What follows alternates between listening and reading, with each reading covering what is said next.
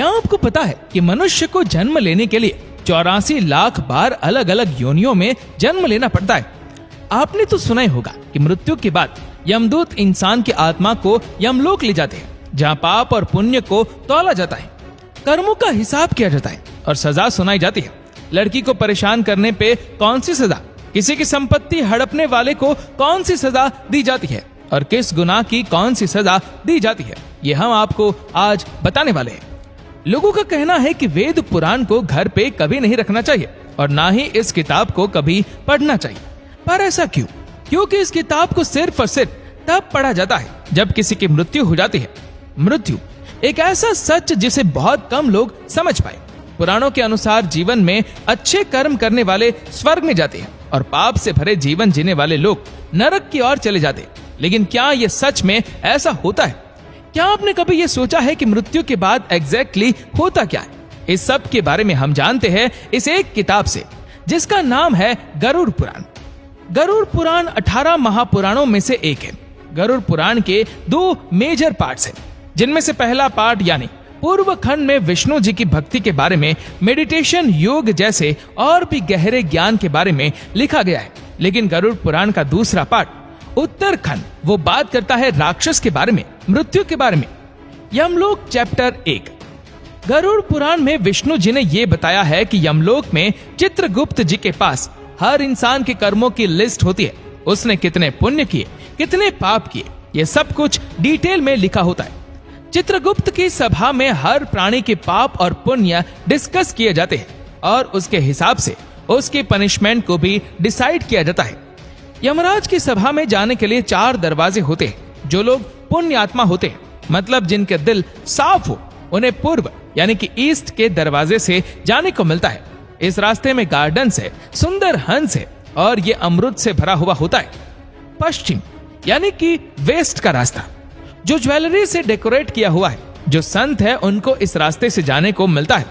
जिन्होंने अपने जीवन में दान किया हो या जिनकी मृत्यु किसी तीर्थ के पास हुई हो, उन्हें उत्तर यानी कि नॉर्थ के रास्ते से यमलोक जाने को मिलता है। इन तीनों दरवाजे को पार करने वाली आत्माओं को किसी भी तरह का भय नहीं होता है।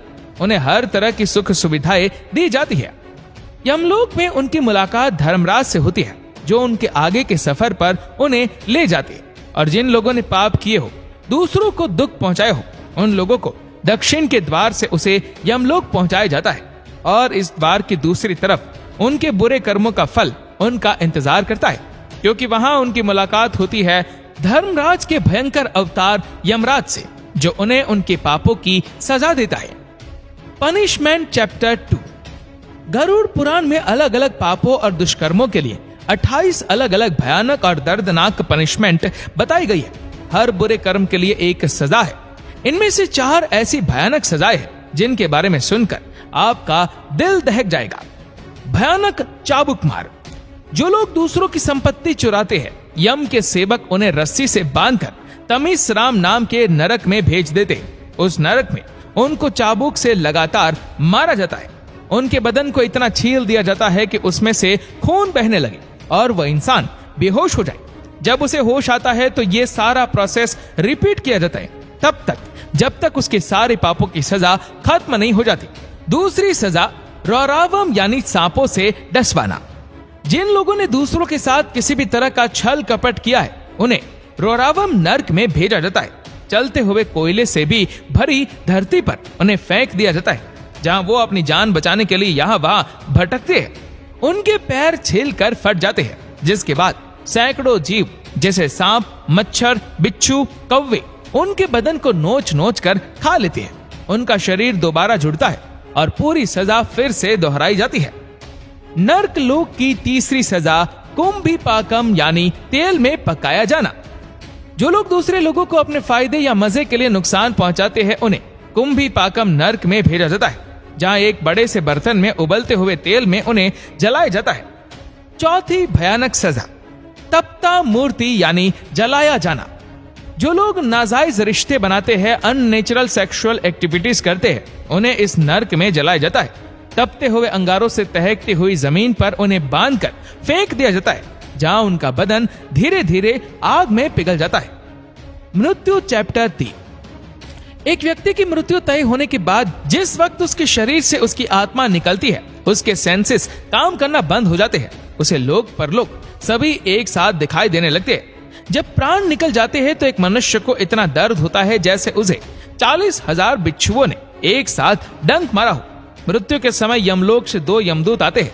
काला रंग, गुस्से से भरी आंखें, टेढ़ा मुंह। उनका रूप इतना डरावना होता है कि मरने वाला जीव डर के कारण अपने शरीर को और कस के पकड़ लेता है। उसकी आत्मा वापस अपने शरीर में घुसना चाहती है, पर यह पॉसिबल नहीं होता। यमदूत ने उस आत्मा को कस कर रस्सियों से जकड़ा होता है। बहुत कोशिश के बाद वो जीव तड़प कर रोने लगता है। वो गिर जाता है और उसकी आत्मा शरीर से निकल जाती है। यमदूत तुरंत उसकी आत्मा को बांध कर ले जाता है और यहीं से शुरू होता है ये यमलोक का सफर, जहाँ पाप और पुण्य को तौला जाता है, कर्मों का हिसाब किया जाता है और सजा सुनाई जाती है। मृत्यु के बाद यमदूत इंसान की आत्मा को यमलोक ले जाते हैं। यमलोक का सफर चैप्टर 4। माना जाता है कि जिस इंसान ने अपनी जिंदगी में अच्छे कर्म किए हो, पुण्य, दान, सेवा की हो, उसके लिए यह सफर बहुत ही ज्यादा आसान और आरामदायक होता है। उसे एक रथ में बिठा कर ले जाया जाता है। लेकिन जिसने अपनी जिंदगी में अच्छे कर्म नहीं किए होते हैं, उनके लिए यह सफर का हर क्षण दर्द और पीड़ा से भरा होता है, क्योंकि यमदूत उस जीव की आत्मा को रस्सी से बांधते हैं और घसीटते हुए ले जाते हैं। उसे कहीं पर भी आराम करने का मौका नहीं मिलता। इस पूरे रास्ते में 16 स्टेशन क्रॉस करने होते हैं। रास्ते में कहीं बर्फीली हवाएं तो कहीं आग की बारिश होती है। कहीं उसे घने जंगल में जानवरों का सामना करना पड़ता है तो कहीं लीच से भरे कीचड़ में गिरना पड़ता है। आत्मा रोने लगती है, लेकिन यमदूत बिल्कुल भी दया नहीं दिखाते। इसके बाद आत्मा को कोड़े मारकर अपने पूरे जीवन में किए हुए सारे पापों को याद कराया जाता है। इस तरह पृथ्वीलोक से यमलोक का सफर बहुत ही ज्यादा पेनफुल होता है, बहुत ही ज्यादा टॉर्चर से भरा होता है। कर्म चैप्टर 5। इन सारी सजाओं के पीछे का कारण होता है कर्मों की सफाई करना, इंसान को उसके पिछले कर्मों से मुक्त करना और उस आत्मा को शुद्ध करना। जिस इंसान ने जितने पाप किए हैं उसे उतनी सजा मिलती है, और जिसने जितने पुण्य किए उसे उतना सुख। लेकिन दोनों का ही पर्पस होता है आत्मा के कर्मों को बैलेंस करना, क्योंकि ऐसा हो जाने के बाद आत्मा अपने सारे बॉडी अटैचमेंट से अलग हो जाती है और उसके पुनर्जन्म का प्रोसेस शुरू हो जाता है। गरुड़ पुराण में भगवान विष्णु कहते हैं, जिस तरह इंसान कपड़े बदलता है उसी तरह आत्मा भी शरीर बदलती है, लेकिन एक मानव शरीर मिलना बहुत ही भाग्य और कष्ट की बात है। गरुड़ पुराण के चैप्टर 4 में विष्णु जी गरुड़ देव को बताते हैं, एक जीव को 84 लाख बार अलग अलग योनियों में जन्म लेना पड़ता है। उसके बाद मनुष्य योनि में जन्म मिलता है। एक जीव को उसके कर्मों के आधार पर, उसके पाप और पुण्य के आधार पर अगला जीवन मिलता है। वो कभी कोई कीड़ा बनता है, कभी कोई पशु या पक्षी, या फिर कोई पेड़ बन जाता है। ऐसे ही 84 लाख बार अलग अलग रूप में जन्म लेने के बाद जब उसके पाप और पुण्य बराबर हो जाते हैं, तब मनुष्य जीवन की प्राप्ति होती है। गरुड़ पुराण डिटेल में डेथ की बात करती है, पर साथ ही ये हमें कई सारे लाइफ लाइसेंस भी सिखाती है। ये हमें बताती है कि हमें मनुष्य जीवन बहुत मुश्किल से प्राप्त होता है। इस जीवन को किस तरह जीना है, ये चॉइस हम सबकी है।